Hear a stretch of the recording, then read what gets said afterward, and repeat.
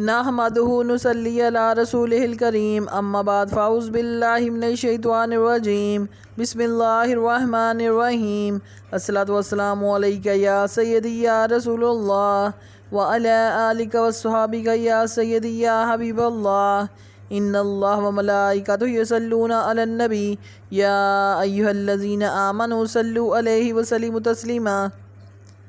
میرے اسلامی بہنوں اور بھائیوں، السلام علیکم ورحمۃ اللہ وبرکاتہ۔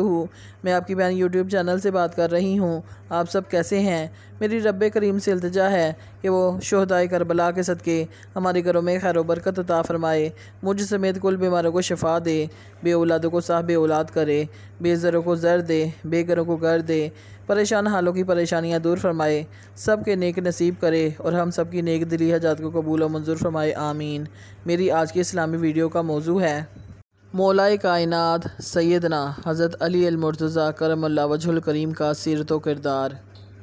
دنیا میں بے شمار انسان پیدا ہوئے، جن میں سے اکثر ایسے ہوئے کہ ان میں کوئی کمال و خوبی نہیں، اور بعض لوگ ایسے ہوئے جو صرف چند خوبیاں رکھتے تھے، مگر حضرت امیر المومنین علی المرتضیٰ کرم اللہ وجہ الکریم کی وہ ذات گرامی ہے جو بہت سے کمال و خوبیوں کی جامعہ ہے کہ آپ شیر خدا بھی اور دماد مصطفیٰ صلی اللہ علیہ وسلم بھی، حیدر قرار بھی ہیں اور صاحب ذوالفقار بھی، سیدہ کائنات حضرت فاطمہ الزہرا علیہ السلام کے شوہر نامدار بھی، اور حسنین کریمین علیہ السلام کے والد بزرگوار بھی، صاحب سخاوت بھی اور صاحب شجاعت بھی، عبادت و ریاضت والے بھی اور فصاحت و بلاغت والے بھی، علم والے بھی اور حکم والے بھی، فاتح خیبر بھی اور میدان خطابت کے شاہ سوار بھی۔ غرض یہ کہ آپ بہت سی کمال و خوبیوں کے جامعہ ہیں اور ہر ایک میں ممتاز بیگانہ ہیں، اس لیے دنیا آپ کو مظہر العجائب الغرائب سے یاد کرتی ہے اور قیامت تک اسی طرح یاد کرتی رہے گی۔ آپ کرم اللہ وجہ الکریم کا نام علی ابن ابی طالب علیہ السلام اور کنیت ابو الحسنین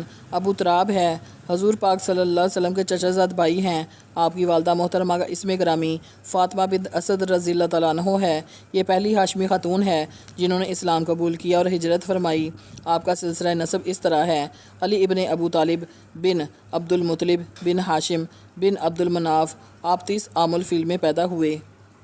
اور اعلان نبوت سے پہلے ہی مولائے کل سید المرسل احمد مجتبیٰ صلی اللہ علیہ وسلم کی پرورش میں آئے کہ جب قریش قحط میں مبتلا ہوئے تھے تو حضور صلی اللہ علیہ وسلم نے ابو طالب پر عیال کا بوجھ ہلکا کرنے کے لیے حضرت علی المرتضیٰ کرم اللہ وجہ الکریم کو لے لیا تھا۔ اس طرح حضور پاک صلی اللہ علیہ وسلم کے سائے میں آپ نے پرورش پائی اور انہی کی گود میں ہوش سنبھالا۔ آنکھ کھولتے ہی حضور پاک صلی اللہ علیہ وسلم کا جمال جہاں آرا دیکھا، انہی کی باتیں سنی، انہی کی عادتیں سیکھیں، اس لیے بتوں کی نجاست سے آپ کا دامن کبھی آلودہ نہ ہوا، یعنی آپ نے کبھی بت پرستی نہ کی، اس لیے کرم اللہ وجہ الکریم آپ علیہ السلام کا لقب ہوا۔ حضرت علی کرم اللہ وجہ الکریم کی ایک کنیت ابو تراب بھی ہے۔ جب کوئی شخص آپ کو ابو تراب کہہ کر پکارتا تھا تو آپ علیہ السلام بہت خوش ہوتے تھے اور رحمت دو عالم صلی اللہ علیہ وسلم کے لطف و کرم کے مزے لیتے تھے، اس لیے کہ یہ کنیت آپ علیہ السلام کو حضور پاک صلی اللہ علیہ وسلم نے عنایت فرمائی تھی۔ اس کا قصہ یہ ہے کہ ایک روز آپ علیہ السلام مسجد نبوی میں آ کر لیٹے ہوئے تھے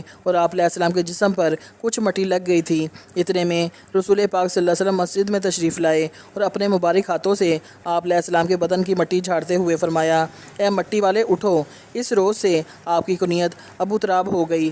حضرت علی کرم اللہ وجہ الکریم 9 عمر لوگوں میں سب سے پہلے اسلام سے مشرف ہوئے۔ تاریخ میں ہے کہ جب آپ علیہ السلام ایمان لائے اس وقت آپ علیہ السلام کی عمر مبارک 10 سال تھی، بلکہ بعض لوگوں کے قول کے مطابق 9 سال اور بعض کہتے ہیں کہ 8 سال اور کچھ لوگ اس سے بھی کم بتاتے ہیں، اور اعلیٰ حضرت احمد رضا بریلوی تحریر فرماتے ہیں کہ بوقت اظہار اسلام آپ علیہ السلام کی عمر مبارک 8-10 سال تھی۔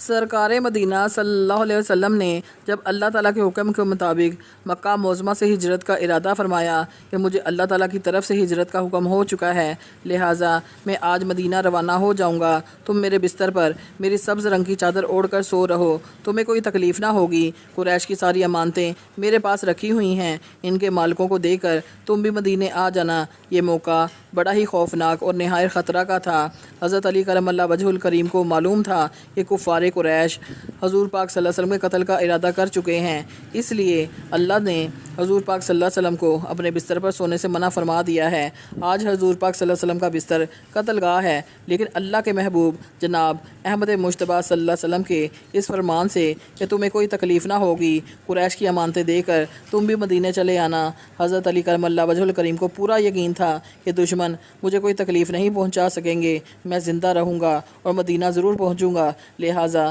سرکار مدینہ صلی اللہ علیہ وسلم کا بستر جو آج بظاہر کانٹوں کا تھا، وہ حضرت علی کرم اللہ وجہ الکریم کے لیے پھولوں کی سیج بن گیا، اس لیے کہ ان کا عقیدہ تھا کہ سورج مشرق کی بجائے مغرب سے نکل سکتا ہے، مگر حضور پاک صلی اللہ علیہ وسلم کے فرمان کے خلاف نہیں ہو سکتا۔ حضرت علی المرتضیٰ کرم اللہ وجہ الکریم فرماتے ہیں کہ میں رات بھر آرام سے سویا، صبح اٹھ کر لوگوں کی امانتیں ان کے ہاتھوں کو سونپنا شروع کیں اور کسی سے نہ چھپایا۔ اسی طرح مکہ میں 3 دن رہا، پھر امانتوں کے ادا کرنے کے بعد میں مدینہ کی طرف چل پڑا۔ راستے میں ابھی کسی نے مجھ سے کوئی تعارض نہ کیا، یہاں تک کہ میں مدینہ پہنچا۔ حضرت علی کرم اللہ وجہ الکریم کی بہت سی فضیلت میں سے ایک خصوصیت یہ بھی ہے کہ آپ سرکار مدینہ صلی اللہ علیہ وسلم کے داماد اور چچا زاد بھائی ہیں، جیسا کہ ترمذی شریف میں ہے۔ حضرت عبداللہ بن عمر رضی اللہ تعالیٰ عنہ سے روایت ہے کہ رسول اللہ صلی اللہ علیہ وسلم نے جب مدینہ طیبہ میں اخوت یعنی بھائی چارہ قائم کیا، دو صحابہ کرام کو بھائی بھائی بنایا، تو حضرت علی کرم اللہ وجہ الکریم روتے ہوئے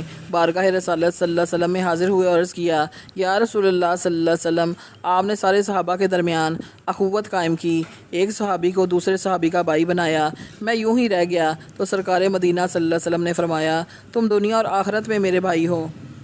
حضرت علی علیہ السلام کی شجاعت اور بردباری شہر آفاق ہے۔ عرب و عجم میں آپ علیہ السلام کی قوت بازو کے سکے بیٹھے ہوئے ہیں۔ آپ علیہ السلام کے رعب و دبدبہ سے آج بھی بڑے بڑے پہلوانوں کے دل کانپ جاتے ہیں۔ جنگ تبوک کے موقع پر سرکار مدینہ صلی اللہ علیہ وسلم نے آپ علیہ السلام کو مدینہ طیبہ اپنا نائب مقرر فرمایا تھا، اس لیے اس جنگ میں حاضر نہ ہو سکے۔ باقی تمام غزوہ جہاد میں شریک ہو کر بڑی جان بازی کے ساتھ کفار کا مقابلہ کیا اور بڑے بڑے بہادروں کو اپنی تلوار سے موت کے گھاٹ اتار دیا۔